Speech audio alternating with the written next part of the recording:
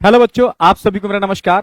बेटा, आज का सेशन हर उस बच्चे के लिए जो वास्तव में नीट 2025 को टारगेट कर रहा है उसके लिए बहुत इंपॉर्टेंट है। ठीक है, इंपॉर्टेंट इसलिए बोल रहा हूं क्योंकि आज के सेशन से आप लास्ट में कंक्लूड कर लोगे कि 25 का पेपर कैसे आना है। बिल्कुल ठीक है, एक्चुअल में 25 के पेपर की स्ट्रेटेजी क्या हो सकती है। ठीक है, क्योंकि बीच में क्या हुआ है ना, लॉकडाउन की वजह से चीजें चेंज हुई। ठीक है, अब लॉकडाउन हटा तो चीजें वही चल रही थी अभी, बट लेटेस्ट अपडेट भी किया है इन्होंने। ठीक है, पैटर्न के अंदर जो ओल्ड पैटर्न था वो फिर से चालू कर दिया है। तो हम कुछ पुराने पेपर, बहुत पुराने नहीं, हम यहां टोटल एनालिसिस करने वाले हैं 21, 22, 23, 24, ये 4 साल के पेपर एकदम क्रिस्टल क्लियर कर देंगे कि 25 का पेपर कैसे आना है, कहां से आना है। यहां तक कि अगर आप चाहो तो मैं कुछ कंक्लूजन निकाल के दे दूंगा, ये कर लो तो आपको 70 to 80% पेपर यहीं से मिल जाएगा। ठीक है, तो आज का इसलिए कह रहा हूं बहुत इंपॉर्टेंट सेशन है हर उस बच्चे के लिए जिसका टारगेट 2025 है। ठीक है, हर बच्चे के लिए। ठीक है, क्योंकि जो एनालिसिस मैंने की है, ठीक है, उसमें आपके नीट के हमने 4 सेट लिए हैं। ठीक है, पहला मैंने सेट लिया है यहां पर। ठीक है,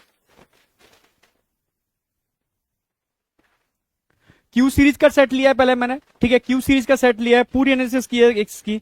दूसरा M1 लिया है मैंने। ठीक है, M1 सीरीज का सेट लिया है।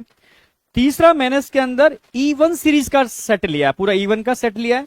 और चौथा सेट लिया है मैंने अगेन M1 का। ठीक है, तो टोटल हम 4 नीट के 4 साल के पेपर को बहुत प्रॉपर तरीके से एनालाइज करने वाले हैं, बहुत प्रॉपर तरीके से एनालाइज करने वाले हैं इन 4 ईयर के पेपर्स को। ठीक है, इन 4 ईयर के पेपर्स में अब तक किस तरीके से पैटर्न आए हैं, क्या क्या चेंजेस हुए हैं, किन सब टॉपिक पर क्वेश्चन ज्यादा आए हैं, किन सब टॉपिक को नहीं ध्यान दिया गया। ठीक है, बट एक चीज मैंने इसमें ऐड की है। ठीक है, जो डिलीटेड टॉपिक है उसकी मैंने एनालिसिस नहीं की क्योंकि वो डिलीटेड टॉपिक है, तो डिलीटेड टॉपिक की एनालिसिस करने का कोई मतलब नहीं बनता, तो उसको मैंने डिलीट कर दिया है। क्लियर है, तो समझ में आ गया। हम 4 पेपर यहां एनालाइज करने वाले हैं। ठीक है, 4 नीट के पेपर एनालिसिस करने वाले हैं 4 साल के।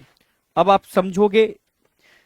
ठीक है, इसके पीछे मैंने बता दूं, प्रॉपर तरीके से मैंने हर साल के पेपर को प्रॉपर स्टडी किया, प्रॉपर तरीके से। इस तरीके से हमने कॉलम बनाए हैं। ठीक है, 2024, 23, 22 और 21, ये 4 साल के मैंने कॉलम बनाए हैं। इसके अंदर हर कॉलम के अंदर सबसे पहले पूरी एनसीईआरटी के हमने चैप्टर डिवाइड किए। हर चैप्टर में से कितने क्वेश्चंस आए और कितने सब टॉपिक के क्वेश्चंस आए, आप समझना मेरी बात, और कितने सब टॉपिक के क्वेश्चन रिपीट हुए हैं, उनकी कंपाइल स्टडी की है। कंपाइल स्टडी एकदम क्लियर कर देगी कि एक्चुअल में 25 का पेपर कैसे आना है। ठीक है, देखो अभी क्लियर होता है। तो अब क्या करना, जब भी आप रिवीजन करोगे तो एक बार इस एनालिसिस को देखोगे, और चैप्टर वाइज एनालिसिस की है मैंने, जैसे कि उस चैप्टर के इन टॉपिक को तो करना ही है, समझ गए ना मेरे, उन टॉपिक को तो छोड़ के जाना ही नहीं है किसी भी कीमत पर। ठीक है, जैसे अगर मैं बात करूं नीट 24, 23, 22, 21, ये पैटर्न लिया है। ठीक है, तो सबसे पहले मैं एनिमल किंगडम की बात कर रहा हूं।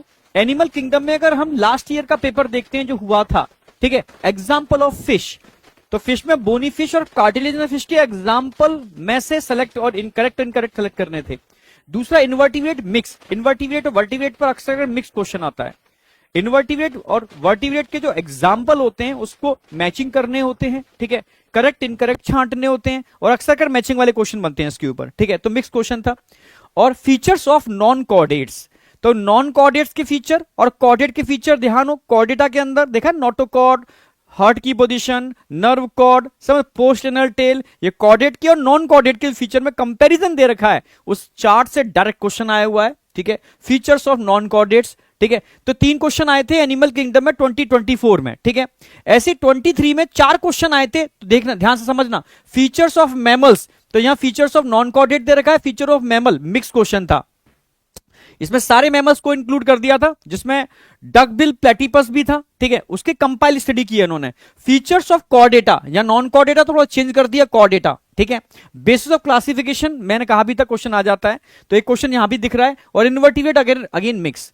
ठीक है, अगर मैं 22 में बात करता हूं तो टैक्सोनॉमिक क्लासिफिकेशन पे एक क्वेश्चन था, एक आर्थ्रोपोडा पे क्वेश्चन था, एक फीचर्स ऑफ कॉर्डेट, देखो कॉर्डेट फीचर यहां भी आया है, कॉर्डेट फीचर यहां आया है, और लगभग नॉन कॉर्डेट फीचर यहां आ गया है, और मैमस के फीचर यहां आ गया है। ठीक है, 21 में अर्थवॉर्म पर एक क्वेश्चन आया था, तो बच्चों ने कहा आउट ऑफ सिलेबस है।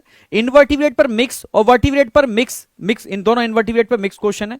बर्ड पर एक क्वेश्चन आया था, याद हो, उसमें पूछा था एयर किस ऑप्शन थे, उसमें एग्जाम्पल थे, एयर पूछी थी, एयर किसकी बोन के अंदर एयर फिलिंग होलो बोन होती है, तो उस पर क्वेश्चन था। ऑर्थोपोडा पे क्वेश्चन था इनवर्टिब्रेट मिक्स।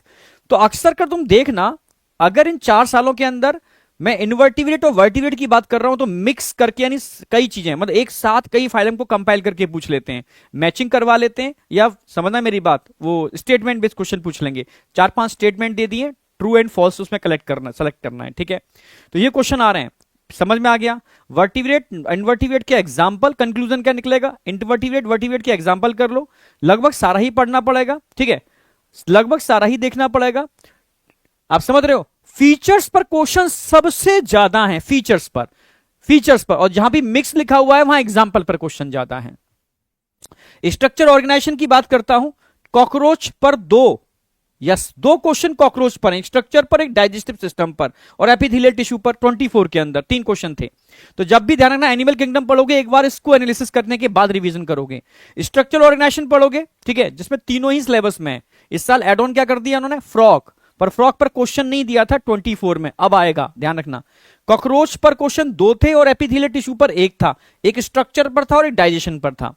23 के अंदर ध्यान रखना, कॉकरोच के एक्सक्रीटरी सिस्टम पर था, कॉकरोच के स्ट्रक्चर पर था, टिश्यू मिक्स था, एग्जाम्पल दे रखे थे, और कनेक्टिव टिश्यू पर एक क्वेश्चन था। तो 4 क्वेश्चन आए भाई, यहां 3 क्वेश्चन आए, समझ में आया। तो यहां भी ध्यान से देखोगे 3 से 5-6 क्वेश्चन तक का वेटेज है, मिनिमम 3 मैक्सिमम 6 क्वेश्चन का वेटेज, क्लियर है बिल्कुल। यहां देखोगे 3 क्वेश्चन तो मिनिमम आ ही रहे हैं, ठीक है, 2 से 4 क्वेश्चन के बीच का वेटेज है, पर लेटेस्ट पैटर्न के हिसाब से चलोगे 3 क्वेश्चन का वेटेज है, ठीक है। कॉकरोच पर 2 हैं, टिश्यू पर 2 हैं, ठीक है। हाँ, अब 22 में देखोगे टिश्यू पर मिक्स्ड है, कनेक्टिव टिश्यू है, कॉकरोच है, कॉकरोच हर बार आ रहा है, ठीक है। Types of junction, again cockroach, ठीक है। तो कॉकरोच सबसे इंपॉर्टेंट है, ध्यान रखना, और फ्रॉग भी इस बार के लिए इंपॉर्टेंट है, दोनों को छोड़ के मत जाना, कॉकरोच और फ्रॉग को पढ़ के जाना। और टिश्यू लगभग रिपीट कर रहा है, टिश्यू में बहुत टिपिकल क्वेश्चन नहीं आ रहा, टिश्यू में एनसीईआरटी के जो एग्जाम्पल हैं वहां से क्वेश्चन अक्सर पूछ रहे हैं, ठीक है। तो इस पर टेंशन लेने की जरूरत नहीं है, समझ गए ना। हाँ, तो यहां तक क्लियर है बेटा, आगे बढ़ रहा हूं मैं। अगर ब्रीदिंग की बात करते हैं तो ब्रीदिंग के अंदर पल्मोनरी वॉल्यूम और कैपेसिटी से हर साल क्वेश्चन आ रहा है, समझ गए ना मेरी बात। पल्मोनरी वॉल्यूम और कैपेसिटी से हर साल क्वेश्चन, देखो 24 में भी है, 23 में भी है, ठीक है, यहां नहीं है, ठीक है, फिर और यहां नहीं है, ठीक है। यानी लेटेस्ट पैटर्न्स देखो 23, 24 में लगातार क्वेश्चन है। इससे पीछे क्वेश्चन काफी बार आया हुआ था, पर 4 की मैं एनालिसिस कर रहा हूं, लगातार मिल रहा है। ऑक्सीजन हीमोग्लोबिन डिसोसिएशन कर्व से देखो एक क्वेश्चन 24 में भी है, ठीक है, और एक क्वेश्चन 21 में भी है, ठीक है। तो पल्मोनरी वॉल्यूम और ऑक्सीजन हीमोग्लोबिन डिसोसिएशन कर्व 2 बार रिपीट हुआ है, क्लियर बिल्कुल।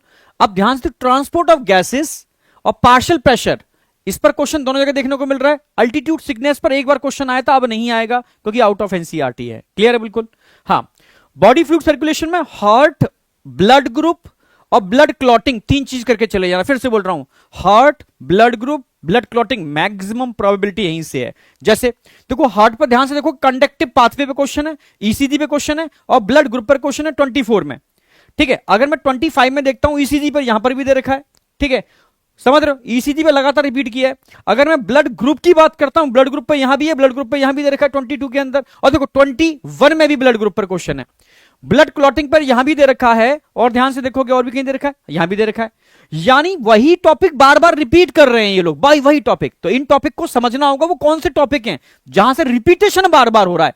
तो आपको करना क्या है, आपको कंडक्टिव पाथवे यानी हार्ट पूरा करके जाना है, ईसीजी प्रॉपर करके जाना है, ब्लड ग्रुप और ब्लड क्लॉटिंग छोड़ के नहीं जाना, ठीक है। ब्लड ग्रुप और ब्लड क्लॉटिंग छोड़ के नहीं जाना, पूरा का पूरा देखो 2 ही चीजों में घूम रहा है, हार्ट और ब्लड ग्रुप और ब्लड क्लॉटिंग, आप समझ 4 सालों के अंदर, ठीक है। नेक्स्ट देखते हैं अभी, नेक्स्ट, हाँ, एक्सक्रीटरी सिस्टम में देखो, जब भी एक्सक्रीटरी सिस्टम का रिवीजन लगाओगे तो ध्यान समझना, नेफ्रॉन के फंक्शन पर क्वेश्चन आता है, जक्स्टा मेडुलरी पे यहां भी क्वेश्चन है, जक्स्टा मेडुलरी पे यहां भी क्वेश्चन है, ठीक है। जक्स्टा मेडुलरी पर देखो यहां पर भी क्वेश्चन है, यानी जक्स्टा मेडुलरी नेफ्रॉन या जक्स्टा ग्लोमेरुलर एपरेटस लगभग हर साल आ रहा है, तो छोड़ के नहीं जाना भाई, ठीक है। टाइप्स ऑफ नेफ्रॉन में दे रखा है, तो फंक्शन आ गया, ठीक है। हार्मोनल रेगुलेशन ये बहुत इंपॉर्टेंट होता है, ठीक है, यहां दे भी रखा है 23 में आया हुआ है भाई, एडीएच के थ्रू रेगुलेशन, रास और एएनएफ के थ्रू रेगुलेशन, ठीक है, आप समझ रहे हो। Types of nitrogenous based in animal mix है बिल्कुल, ठीक है, जिसमें क्या दे रखा था, एनिमल्स के एग्जाम्पल दे रखे थे, इधर नाइट्रोजनस बेस दे रखे थे, किसका करेक्ट और इनकरेक्ट मैचिंग करना था इसके अंदर, ठीक है।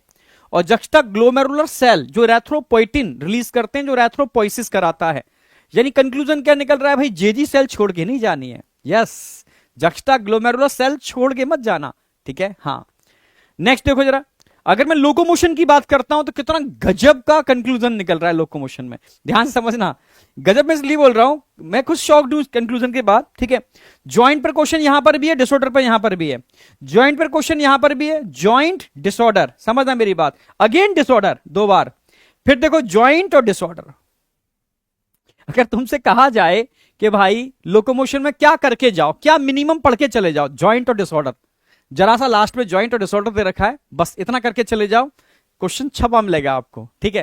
यानी मैक्सिमम प्रोबेबिलिटी कहां से है, इसके अलावा टाइप्स ऑफ मसल्स, ठीक है, स्केलेटल मसल स्ट्रक्चर पर क्वेश्चन है, मसल्स कॉन्ट्रैक्शन और स्मूथ मसल्स पर, क्योंकि तीनों का कंपैरिजन दे रखा है ना, तो टाइप्स ऑफ मसल्स और स्मूथ मसल्स क्वेश्चन लगभग एक जैसे थे, ठीक है, उसमें स्मूथ के बारे में, इसमें तीनों के बारे में कंपाइल किया गया था, ठीक है। स्ट्रक्चर ऑफ स्केलेटल मसल्स और मसल्स कॉन्ट्रैक्शन एक साथ दे रखा है, आप समझ गए ना मेरे, तो लगभग वही टॉपिक रिपीट हो रहे हैं बार बार, ठीक है। नेक्स्ट देखो, न्यूरल कंट्रोल एंड कोऑर्डिनेशन में डिलीटेड पार्ट के क्वेश्चन मैंने हटा दिए हैं, डिलीटेड पार्ट का मतलब है सेंसरी ऑर्गन, रिफ्लेक्स एक्शन और आपके बैकबोन वाले जो क्वेश्चन थे उनको मैंने हटा दिया है, उनके बाद जो क्वेश्चन रिपीट हुए हैं, क्योंकि देखो पहले इनमें मैक्सिमम क्वेश्चन इन्हीं से आते थे, हटा दिए मैंने, ठीक है। यहां सिर्फ टाइप्स ऑफ साइनेप्स पे क्वेश्चन मिल रहा था, लिम्बिक सिस्टम फंक्शन पर क्वेश्चन मिल रहा था, अब जो क्वेश्चन पूछेगा लेटेस्ट पैटर्न के हिसाब से ब्रेन स्ट्रक्चर और ब्रेन फंक्शन, तो यही टॉपिक आपको करके जाने हैं, ब्रेन स्ट्रक्चर और ब्रेन फंक्शन 24 के हिसाब से, ठीक है। अगर केमिकल कोऑर्डिनेशन की बात करता हूं तो केमिकल कोऑर्डिनेशन में स्टेरॉयडल हार्मोन पर क्वेश्चन आया है, एक्शन मैकेनिज्म पर आया है, डिसऑर्डर पर आया है, थायराइड हार्मोन पर आया है, फंक्शन ऑफ हार्मोन पर आया है, यानी फंक्शन ऑफ हार्मोन करके जाने, ठीक है, यानी हर ग्लैंड के हार्मोन और उनके फंक्शन, देखो यहां पर भी, ठीक है, स्टेरॉयडल हार्मोन फंक्शन ही पूछा था, एक्शन मैकेनिज्म ऑफ हार्मोन आ गया, इसमें एक्शन मैकेनिज्म ऑफ हार्मोन के अंदर एफएसएच वाला जो दे रखा है एनसीईआरटी डायग्राम, उस पर क्वेश्चन था, डिसऑर्डर पर क्वेश्चन है, थायराइड हार्मोन पर, फंक्शन ऑफ हार्मोन पर अगेन मिक्स आ गया सारे फंक्शन, फिर फंक्शन ऑफ पैराथायराइड हार्मोन पर आ गया, यानी फंक्शन पर मैक्सिमम क्वेश्चन पूछा जा रहा है, बाद बाकी का समझ में आ रहा है कि यहां से क्वेश्चन बन सकता है, क्लासिफिकेशन से, डिसऑर्डर से बन सकता है, फंक्शन दोनों जगह पूछा जा रहा है, ठीक है, ये तो समझ में आ गया। आगे बढ़ते हैं, अगर 12th में बात करता हूं तो ह्यूमन रिप्रोडक्शन, मेरी बात समझ लेना, अगर 12th में बात करता हूं, क्योंकि 11th का मैंने पूरा कंपाइल किया है, ये वो टॉपिक है, उतना कर लो तो मजा आ जाएगा, ठीक है। मैं एक्चुअल में सच कह रहा हूं, बहुत मतलब 3 दिन से मैं इनका पूरी एनालिसिस कर ही रहा हूं, तो उसको हल्के में मत लेना, ठीक है। एक एक चीज को बहुत प्रॉपर तरीके से मैंने मेंटेन किया है, आगे पीछे हर तरीके से, तब जाके चीजें बनी है प्रॉपर तरीके से, ठीक है, ठीक है, बहुत अच्छी तरीके से इसको सिंक्रोनाइज भी किया है, तो आपको मतलब आपको बहुत टाइम लगता है इतना करने में, ठीक है, तो कोशिश की है कि आपका टाइम बचे, आप इसके हिसाब से रिवीजन स्ट्रेटेजी डिजाइन करो, और जो टॉपिक मैं बता रहा हूं उसको तो करके ही जाना है, ठीक है।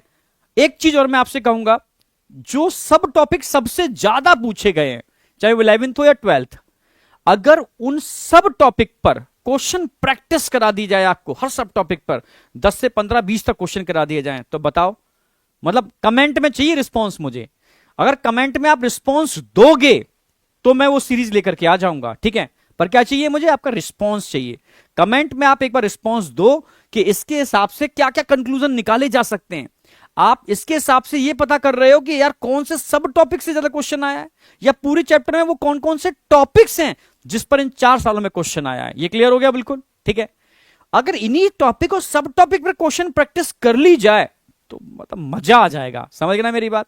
और सर एक साथ क्वेश्चन नहीं मिलते, अगर आप प्रोवाइड करा दो, कमेंट में चाहिए मुझे रिस्पॉन्स आपका, तो ही वो चीज मैं आगे बढ़ाऊंगा, और कमेंट कम से कम मुझे बहुत ज्यादा चाहिए, ठीक है, तब जाकर के मैं समझूंगा कि मैक्सिमम बच्चा इसको लाइक कर रहा है, मैक्सिमम बच्चा चाहता है कि यार ऐसा करा दिया जाए, क्योंकि एक स्टेप तो मैं बढ़ा दिया आपको, ठीक है, कौन सा स्टेप, कि भाई पहले पता चलना था सर कौन से चैप्टर से कितने क्वेश्चंस आए, किन सब टॉपिक से ज्यादा क्वेश्चंस आए, कौन से सब टॉपिक ज्यादा रिपीट हुए, वो कंक्लूजन यहां निकल जाएगा आपको, ठीक है।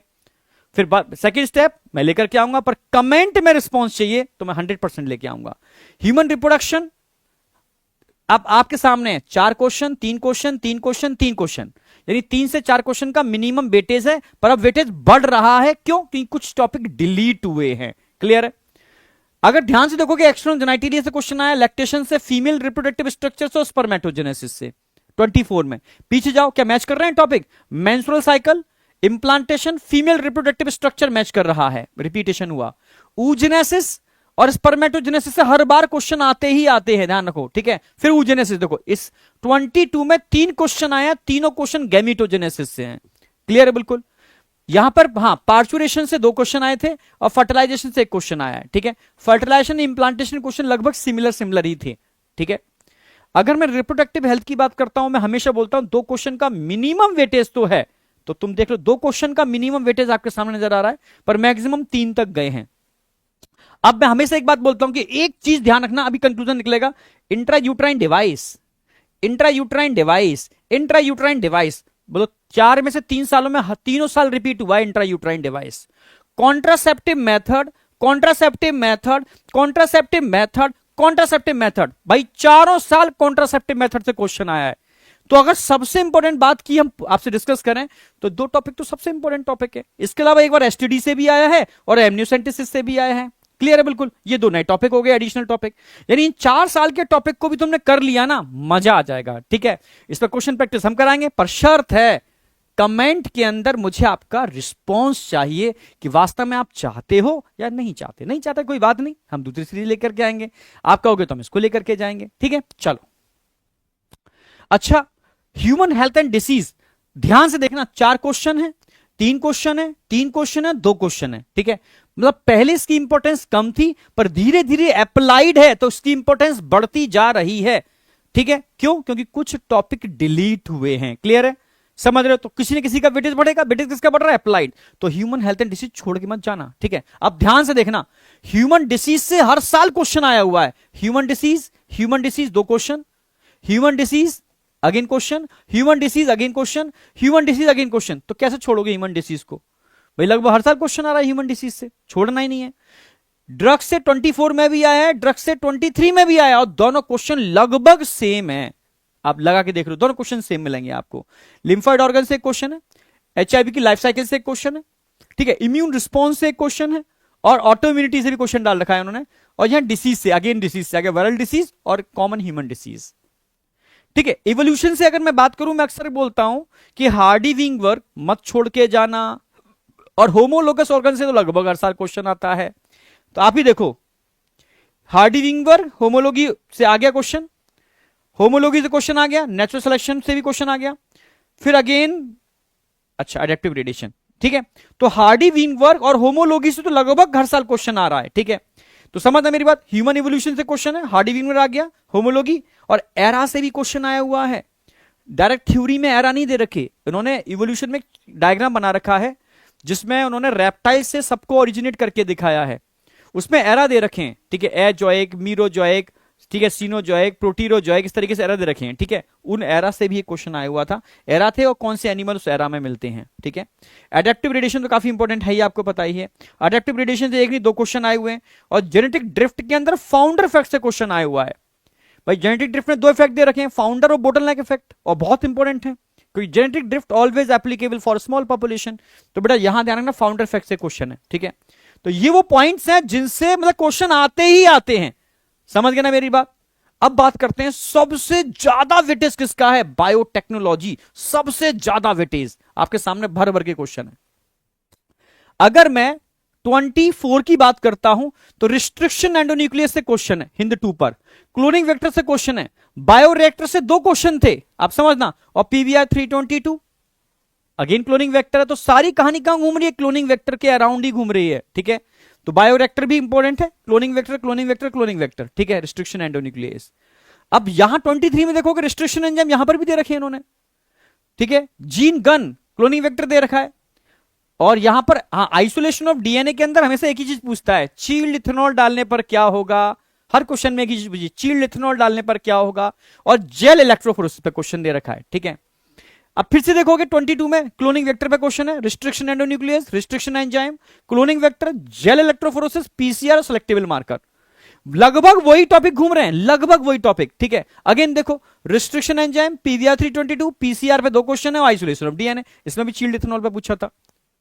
यानी अगर मैं आपसे कहूं तो रिस्ट्रिक्शन एंडोन्यूक्लियस करके जाओ, पीवीआर 322 उसमें से अच्छे से छाप लेना ब्रेन के अंदर, और सेलेक्टेबल मार्कर की मैंने 2 एक्सपेरिमेंट कराए थे, भूलना नहीं है उसको, समझ में आया, ठीक है। टेक्निक की बात करता हूं तो आपको पीसीआर और जेल इलेक्ट्रोफोरेसिस दोनों अच्छे से पता होनी चाहिए, दोनों पर क्वेश्चन है।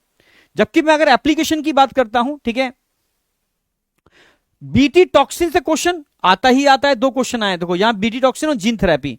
जीन थेरेपी बड़ा कॉमन है, gene therapy, again gene therapy, gene therapy में 2 क्वेश्चन है, जीन थेरेपी पे क्वेश्चन आते हैं। अर्ली डायग्नोसिस में एलाइजा, पीसीआर, ठीक है, और ऑटो रेडियोग्राफी, आप समझ रहे हो ना मेरी बात, रिकॉम्बिनेंट डीएनए टेक्नोलॉजी के अंदर आता है। तो ये कॉमन टेक्निक्स हैं जो अर्ली डायग्नोसिस में पूछी ही जाती हैं, ठीक है। और यहां ध्यान से देखोगे ह्यूमन इंसुलिन पे भी क्वेश्चन देखो कितने आए ह्यूमन इंसुलिन पर, यहां भी ह्यूमन इंसुलिन पर है, यहां भी ह्यूमन इंसुलिन पर है। अर्ली डायग्नोसिस पर मिक्स क्वेश्चन दे रखा है, अगेन अर्ली डायग्नोसिस पर ऑटो रेडियोग्राफी पे दे रखा है, जीन थेरेपी पे दे रखा है। यानी अगर कहा जाए तो बड़े कॉमन टॉपिक्स हैं जो बार बार रिपीट हो रहे हैं, बार बार रिपीट हो रहे हैं। जब भी आप बायोटेक पढ़ोगे तो इन कॉमन टॉपिक को एक बार अच्छे से देख लेना, एंजाइम नहीं छोड़ने, वेक्टर नहीं छोड़ने, बायोरेक्टर देख लेना। बायोरेक्टर वैसे इस साल आ गया था 24 में और 25 में प्रोबेबिलिटी कम है, पर पीबीआर 322 बहुत इंपॉर्टेंट है, ध्यान रखना, ठीक है। ऐसा कौन सा है जो यहां आया है, यहां नहीं आया, रिस्ट्रिक्शन एंजाइम, आरडीटी स्टेप, ये इंपॉर्टेंट रहेगा। जीन गन, ठीक है, आइसोलेशन ऑफ डीएनए इस बार आने की प्रोबेबिलिटी है, जेल इलेक्ट्रोफोरेसिस इस बार आने की प्रोबेबिलिटी है 2025 के अंदर, ठीक है। तो इस तरीके से आप कंक्लूजन निकाल पाओगे कि यार ये टॉपिक इस तरीके से पूछे गए, ठीक है, इसके हिसाब से ये मोस्ट इंपॉर्टेंट टॉपिक है और ये सब टॉपिक है, ठीक है। इनको अगर मैं अच्छे से कर जाऊं या इन पर क्वेश्चन प्रैक्टिस कर लूं तो मजा आ जाएगा, आप समझ में आ गया। तो इसके बेस पर हम कंक्लूजन निकाल सकते हैं क्या बेस्ट है क्या बेस्ट नहीं है, ठीक है। क्या हमें छोड़ के नहीं जाना, समझ रहे हो, और टाइम अगर नहीं है तो क्या छोड़ के जा सकते हो, समझ में आ गया। तो ये चीजें आपको ध्यान रखनी है। तो सारे टॉपिक मैंने कंपाइल करा दिए हैं, एक्चुअली मैं दिल से बोल रहा हूं, बहुत तरीके से मैंने काम किया है इस पर।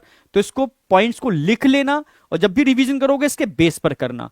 और मैंने पहले ही बोला कमेंट में आपको बताना होगा, ठीक है, कि इस पर आगे आगे क्या करना है, ठीक है, वो आप बताओगे तो मैं आगे इसको लेकर के आऊंगा। एक चीज और, ठीक है, ये आपने प्रैक्टिस हम आपको करा देंगे। सोचो अगर आपको ये मालूम पड़ गया कि कौन से क्वेश्चंस रिपीटेशन हो रहे हैं, इससे 2 फायदे, एक तो आपके पीवाईक्यू कंप्लीट हो गए, ये सारे पीवाईक्यू मैंने करा दिए आपके, ठीक है, पीवाईक्यू आपके कंप्लीट हो गए 4 साल के। दूसरा, अगर आपको इसी पैटर्न पर हम टेस्ट भी प्रोवाइड करा दें, पूरी टेस्ट सीरीज, तो सोचो सोने पर सुहागा हो जाएगा, ठीक है। इसीलिए हम लेटेस्ट अभी लेकर के आ रहे हैं AITS 180, जिसमें लेटेस्ट पैटर्न, जो भी लेटेस्ट पैटर्न लॉन्च किया है, इस पैटर्न पर पूरा टेस्ट सीरीज है। सबसे इंपॉर्टेंट चीज एररलेस है ही, ठीक है। एररलेस इसलिए बोल सकते हैं हम लोग क्योंकि पूरी टेस्ट सीरीज खुद, मतलब टीचर मतलब अपनी गाइडेंस में नहीं बना रहा, खुद ही बना रहा है, ठीक है। जूलॉजी की रिस्पॉन्सिबिलिटी मेरी है, बॉटनी की रिस्पॉन्सिबिलिटी तरुण सर की है, केमिस्ट्री में सारे के सारे लोग लगे हुए हैं, ठीक है, इंक्लूडिंग सर्वेश सर, ठीक है। ऐसे ही फिजिक्स के अंदर, ठीक है, आपके ACP सर लगे हुए हैं, समझ रहे हो, BN राय सर लगे हुए हैं, और भी एक दो टीचर और मिला करके नए टीचर भी ऐड हुए हैं, ठीक है, वो भी इसमें मिलकर के बेहतर तरीके से उसको कंक्लूड कर रहे हैं। मतलब ये टेस्ट सीरीज की अगर मैं बात करूं, ये बहुत बेहतर टेस्ट सीरीज होने वाली है, क्योंकि बहुत बैलेंस तरीके से आपको बता ही दूं मैंने, जैसे हमें पता है कि हर बार इन सब टॉपिक पर क्वेश्चन आ रहे हैं, तो कोशिश करेंगे इन सब टॉपिक पर क्वेश्चन हम टेस्ट सीरीज में डाल दें। एक चीज और है, मैं अगले एक एनालिसिस लेकर के आ रहा हूं, उसमें यह भी बताने वाला हूं आपको कि क्वेश्चन वाइज कितने हर साल AR आए हैं, कितने हर साल, ठीक है, मैचिंग वाले आए हैं, कितने हर साल, ठीक है। आप कह सकते हो उसके अंदर जो स्टेटमेंट बेस्ड क्वेश्चन होते हैं, ठीक है, एक स्टेटमेंट होते हैं, फर्स्ट एंड सेकंड स्टेटमेंट, एक होते हैं 5 या 6 स्टेटमेंट दे रखे हैं, कितने करेक्ट हैं कितने इनकरेक्ट हैं, उनका प्रॉपर एनालिसिस करके लेकर के आ रहा हूं। एक बहुत बेहतरीन, मतलब मेहनत चल रही है उस पर भी, ठीक है, उसके बेस पर कुछ और कंक्लूजन निकालूंगा, बट अभी ये बहुत इंपॉर्टेंट है, आपको समझना है। इसी के बेस पर हमने इस AITS 180 को डिजाइन किया है बहुत बेहतर तरीके से, लेटेस्ट पैटर्न पर है, टोटल 16 और +2 18 पेपर हैं इसके अंदर, बिल्कुल 18 पेपर हैं। 2 पेपर हम ऑनलाइन कराने वाले हैं लाइव एकदम, ठीक है। 16 पेपर आपको घर तक पहुंचाए जाएंगे बाई पोस्ट, OMR शीट के साथ, ठीक है, विद सॉल्यूशन बुकलेट के साथ, ठीक है। क्लियर बिल्कुल। इसमें क्लास 11 के कुछ पेपर हैं, क्लास 12 के कुछ पेपर हैं, 2 + 1 ऑनलाइन, ठीक है, 3 और 3 6, 12 टोटल फुल मॉक टेस्ट हैं, बिल्कुल एकदम एग्जैक्ट नीट। 25 उसमें झलकेगा, समझ में आया? हाँ समझ रहे हो, उसके पैटर्न से हैं। तो फर्स्ट पेपर जो डेट है 9 फरवरी दे रखा है, ठीक है। लास्ट पेपर डेट 3 मई दे रखा है। यानी जब आप पेपर देने जाओ पूरा तैयारी से कि भाई पूरा कॉन्फिडेंस है, क्योंकि नीट को मैं कई बार मल्टीपल टाइम दे चुका हूं, उस कॉन्फिडेंस से जाना है आपको, ठीक है। ये पूरा आपको बता ही चुके हैं हम लोग, ठीक है, कि भाई 9 फरवरी से हमारा पहला ऑनलाइन आ रहा है, 16 फरवरी से दूसरा ऑनलाइन आ रहा है, ठीक है। आप समझ रहे हैं मेरी बात? अच्छा फुल सिलेबस सॉल्यूशन डिस्कशन, ठीक है। 11th ठीक है, कंप्लीट 11th, ठीक है। यानी आपका 9 फरवरी से स्टार्ट कर देंगे, आपके एक 11th का है, फिर एक 12th का है, फिर एक 11th का, 11th का, फिर 12th का, ठीक है। फिर यहां से 11 12 कंबाइंड चालू हो जाएंगे, 12 आपके। क्लियर है बिल्कुल। तो टोटल आपके पेपर किस तरीके से अरेंज है, इनका पैटर्न क्या है, पूरा का पूरा हमने यहां पर पैटर्न दे रखा है आपको, आप एक बार देख लेना, ठीक है। अच्छा मुझे तो बता ही दिया आपको, ठीक है, कि इसमें OMR शीट मिलेगी, प्रॉपर तरीके से टेस्ट सीरीज आपको मिलने वाली है, ठीक है। 180 क्वेश्चंस आपके प्रॉपर रहेंगे, ठीक है। इसका जो प्राइस अभी रिड्यूस कर दिया है सभी लोगों की रिक्वेस्ट पर, ठीक है, 1199 और 699 ऑनलाइन। ये एट होम का मतलब है सब कुछ बाई पोस्ट आपके घर तक पहुंचा दिया जाएगा, बस आपको स्टार्ट करना है और लगना है साथ में, ठीक है। तो ये मतलब एनालिसिस बहुत कुछ कंक्लूड कर रही है कि क्या बेटर है क्या बेटर नहीं है, किस चीज को किस तरीके से किया जा सकता है, ठीक है। तो अब कमेंट में आप बताओ कि और क्या हम ऑनलाइन बेटर कर सकते हैं आपकी प्रैक्टिस के लिए, कि 2025 को इस बार वास्तव में सीरियसली फोड़ना है। और हमेशा बोलता हूं बेटा, अपने अनकॉन्शियस माइंड को हल्के में मत ले लेना, ठीक है। यस, क्योंकि जिस पानी के ऊपर जो आपको आइसबर्ग दिखता है ना थोड़ा सा, नीचे उसके बहुत बड़ा होता है, बहुत बड़ा पार्ट होता है। ऐसी जो आपका ब्रेन है ना, आप समझ रहे, कॉन्शियस ब्रेन, जो आपका सबकॉन्शियस ब्रेन है, जो इंटरनल ब्रेन जिसे कहते हैं, आपको उसकी पावर नहीं पता, पर वो कैसे एक्टिवेट होता है, क्योंकि आप दिन भर क्या सोचते हो और आपको लगता है यार मैं कर पाऊंगा कर पाऊंगा कर पाऊंगा, तो आप समझ रहे हो ना, आपके जो इंटरनल ब्रेन है आपका, ठीक है, सबकॉन्शियस ब्रेन, वो आपको ऐसा कराना चालू कर देगा, हाँ यार कर पाएगा ये, तो आपका कॉन्फिडेंस बिल्डअप कर देगा। और आपके दिमाग में नेगेटिव थॉट आ रहा है, यार मुझे डर लग रहा है, मुझे एंजाइटी हो रही है, क्या मैं कर पाऊंगा या नहीं कर पाऊंगा, डाउट, तो वो डाउट वाला काम करना चालू कर देगा, और एक्चुअल में जो चीज अचीव हो रही होगी वो अचीव नहीं हो पाएगी। मतलब बहुत पावरफुल ब्रेन होता है सबकॉन्शियस ब्रेन, ठीक है, मतलब बहुत पावरफुल, मतलब ऐसे रिफ्लेक्स देता है जो आप सोच भी नहीं सकते। आप कह रहे मन के हारे हारे और मन के जीते जीत, ठीक है, वो अगर आपने मन से सोच लिया कि आप नहीं कर पाओगे तो वो आपको करने भी नहीं देगा, और आपने सोच लिया कि आप कर पाओगे तो अच्छा कितना भी अनफेवरेबल कंडीशन आए ना, वो जो इंटरनल ब्रेन है आपका वो करवा लेगा आपसे, ठीक है। तो बहुत पावरफुल है, मैं उसको एक्सप्लेन नहीं कर सकता, ठीक है, बट यही है, पॉजिटिव रहना, ठीक है, और एकदम फोकस करना। एक बार सिलेबस खत्म हो जाए, क्योंकि नेक्स्ट वीक मेरा भी सारे, मतलब इसी वीक मेरा ऑनलाइन खत्म हो जाएगा, नेक्स्ट वीक मेरा ऑफलाइन खत्म हो जाएगा, और डट के आपके संग मेहनत करने वाला हूं एग्जाम तक, डट के मेहनत, ठीक है। तो कमेंट सेक्शन में बता देना कि और बेटर हम आपके लिए क्या कर सकते हैं इस एनालिसिस के बाद। क्लियर बिल्कुल। तो मिलते हैं बहुत जल्दी, ठीक है। थैंक यू बेटा, बाय।